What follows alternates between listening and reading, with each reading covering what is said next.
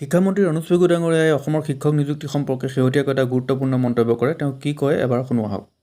2 লাখতকৈ অধিক শিক্ষকৰ নিযুক্তি, সেইটো নতুন নিযুক্তিয়ে হওক বা প্ৰভিন্সিয়েলাইজেশ্যনৰ জৰিয়তে কৰা নিযুক্তিয়ে হওক, 2 লাখৰ অধিক নিযুক্তি 2011ৰ পৰা বৰ্তমানলৈকে হৈছে।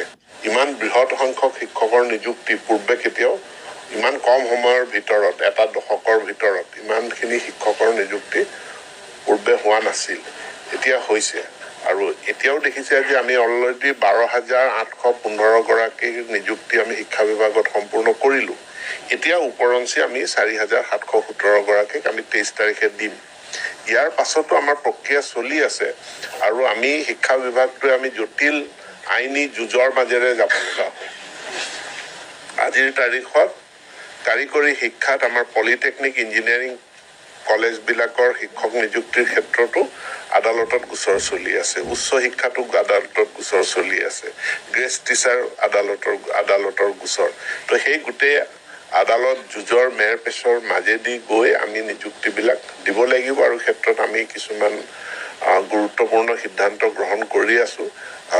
কাইলৈ পৰহিলেও মই কিছু হয়তো নতুন সিদ্ধান্তৰ কথা আপোনালোকক জনাবলৈ সক্ষম হ'ম।